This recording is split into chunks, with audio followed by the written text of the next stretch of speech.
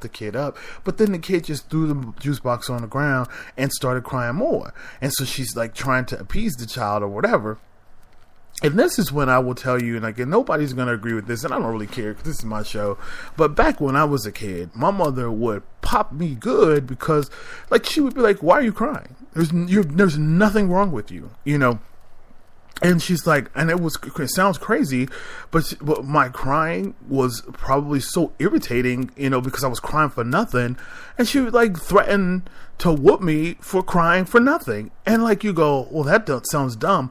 But actually it doesn't, because of the fact that a lot of times when I'm watching people's kids now, they just don't want to hear them. So they just give them everything they want just to shut them up.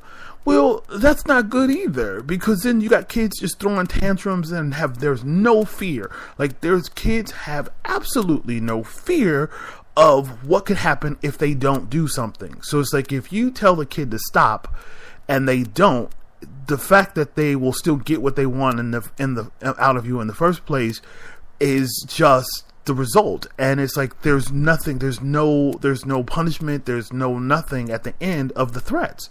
So it was like, while, you know, it might sound a little archaic for today's practice, but when my mother told me no, or when she told me to shut up or be quiet or whatever, because she never told me to shut up, because that was my mom like had this high etiquette that was just amazing. That was a yes and a no, but not no, or, you know, it was straight up. But when she told me to be quiet, it meant to be quiet, and there were repercussions for not doing what she asked me to do. Did I get spankings? Yes, I did. Did I get punishments? Yes, I did. I got them both. And that was based on the severity of what I did. Most of my, I would say most of my punishments, like me and not being able to do certain things, came from misbehaviors, like saying she asked me to take out the trash and all that stuff, and I didn't. So that would warrant a punishment. But what warranted what an actual spanking or a whooping, that was more me misbehaving at school, because I was not a badass, but I was mischievous, and I still am. Like, I would do things that because I'm really smart. So what I would do is find loopholes in the system. And that's just honest. This is just me being 100% honest, is I found loopholes in every system. So if you told me not to do something, I wouldn't do it, but I would do something that would allow me to get what I wanted by following rules that didn't directly hit the rule you told me not to do. So like, just say my mom says, okay, well, you can't go to the mall. You can't go to the mall, you know, because I had a car when I was 16. So if I was, and not that, well, I don't know. I think I did still get punishments when I was in high school. So we'll say, like, we won't say quite high school, but we'll say junior high, because I got more punishments because I didn't get whoopings in junior high school. So like sixth grade probably was when it stopped. 7th grade probably was when it stopped. But like after that, it was strict punishments, you know. So let's just say she says, okay, well, you can't go someplace. So of course I would be like, okay. So what I would do is just find ways I would just lie and say I was going someplace else, but I would still go to wherever she said I could go. Well, I couldn't go. So there were, but when she found out, then it would be like, okay, it would be severe, and it wasn't a beating, but it was like, you get whooping, and it was just like straight up. You know, I remember getting whooped in grocery stores, and then getting whoopings at home, because she was like, that shouldn't have happened. Like, you literally, because my mom knew, because I was really smart, and I was just bad and so mischievous that, you know, I would do stuff in the store because I knew she wouldn't do anything to me in the store, and she would wait until I got home. So I figured, well, I got time, and my mother would always, you know, go to sleep when she got home because she was tired from working. So I figured I'd get home, and she'd go to sleep, and she'd forget, because she used to do that sometime. So that's what I was banking on. And then my mother got wise to that. She was like, because my mom was smart too. She was like, oh, he's working the system. So then she would whoop my tail in the store, and then I would get whipped at home 4 because of what I did at the store to make, that whole ordeal a situation. It was hilarious. But I will tell you this, like, you might listen and go, wow, that's crazy. But I will tell you that I am a complete rule of, like, as far as, like, I don't break the rules as far as legally, just don't do it. Never have, and I just don't. I just don't do it. And when it comes to, like, work protocol and ethics, I have a very super high work ethic and moral standard. And that goes, like, every boss I have will tell you that I'm very punctual. I meet deadlines. When someone says to do something, I ask the right questions. I'm like, okay, so what is it that you look? I mean, I'm very detailed in meeting deadlines and what have you, and following strict protocol. It's just what I do. And that came from having a very stern parent who made guidelines very important. And it was a definite decision that she made. I think it was one of those things where it was a Southern upbringing, and in the South, they discipline. They just discipline. And I think it was a very smart decision, even though in growing up, I didn't like it at all. As a matter of fact, it was just depressing at times because you just knew that these repercussions were coming from some stuff that you've done.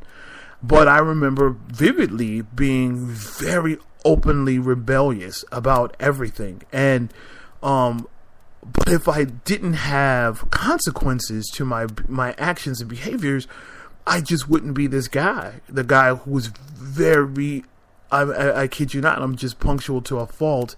And I'm very much into, satisfying protocol. It's just what I do. And when someone has rules, they lay them down. When it comes to work, I'm all about it. I cross the T, I dot the I. That's just what I do. And even in relationships, if someone says like, hey, I'm not into this, I don't do this, but fine, done deal. And I will follow that, and I won't cross that line ever. I just don't do it. And that comes from just a strict upbringing, and I just get it. And so when I'm around kids that don't have that, it is completely annoying because you just personally want to put your voice to that. You just want to go like, what are you doing? This kid is growing up this is why we have kids who kill their parents. And this is why we have kids who have no respect for teachers. And, because my mother made sure that I had a high regard for my teacher, like to treat my teacher as if I were to treat her. Like I didn't backtalk my teachers. And when I did, I promise you, there was a conference. There was definitely my mother coming up to the school in rollers, she did that to embarrass me. Literally, my mom would put rollers in her hair because she knew it would just drive me bonkers. And she'd come up and have a parent conference and dare me to say something about it. And so there was this battle between, you're going to learn right. You're definitely going to learn right and wrong. You're going to learn it from me, and I'm going to teach it to you.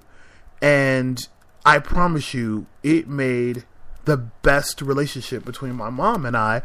Because in my older years, we had so much respect for one another. There was this certain unwritten, like sort of a code that we had, and as a respect for one another, because the groundwork was laid. It was done. And that groundwork, was laid amongst so many women that I've come across in my life. There's so many great women in my life who I've named. I talked about Doris, and I've talked about Deanna. I've talked about quite a few people, Ava, and all these wonderful women that I've met in my lifetime. And those women could always tell that I was raised by an amazing parent. And they always start off thinking that it was both parents. Because, everybody wants to believe that, you were raised in a household where there were two parents. Well, unfortunately, that wasn't the case for me. But I thank God that I had one one set of rules from one person, and it wasn't wayward, wasn't wishy-washy, it wasn't, it was one set of guidelines, and it was perfect for me. Because growing up in the area which I grew in, and growing up in Los Angeles, and there were so many different ways to go, there were so many directions to go, and I didn't go in any direction other than upward. And it was based on my parent being that foundation and that strong force behind, driving me to do right in spite of consequences. And there were consequences, but then they eventually need to go away. Like, you don't need to do things because you're fearful of what was going to happen. Eventually, it just turns into, I'm just doing the right thing, period. And so when I'm around all these parents who do not teach their children that, they teach their children, the aftermath of, like, when the cops intervene, or when the bus driver intervenes, or when someone else intervenes, they teach them how to react or respond to that particular situation, but they're not teaching them how to avoid that situation. So therefore, you got people like myself and people like me, all around children and parents, and we have this battle within, this battle inside going, God, I hate them. Like, I just hate them. And you just want to teach them and say, this isn't right, this isn't, this is wrong, this is the wrong way to do this. But it's really, it's so out of your hands that for you to even put it in your mind is worthless, is purposeless, So I'm at this event dealing with all of this, going, I can't believe this. Like, and it was just so annoying that people, the way that they raise their children, like, we live in this society where everything is so structured and so, unified, where everybody wants to raise their children with this timeout bullshit. And I'm just like, you guys don't get it. Like, your children have no respect for you. They have zero respect. Like, there was this father who was telling his kids, like, hey, you guys, and the wife was in the back and was like, hey, we're going to go this way. And the kids were like, well, why can't we just go this way? And it was like, well, we could just go. It's just like right there. And and the father finally turned around and said, because I said, this is the way we're going to go. And I sat there and I thought, where are the kids who, I'm not saying all parents are right. I'm not saying that. I'm not saying all parents are great. I'm not saying that at all.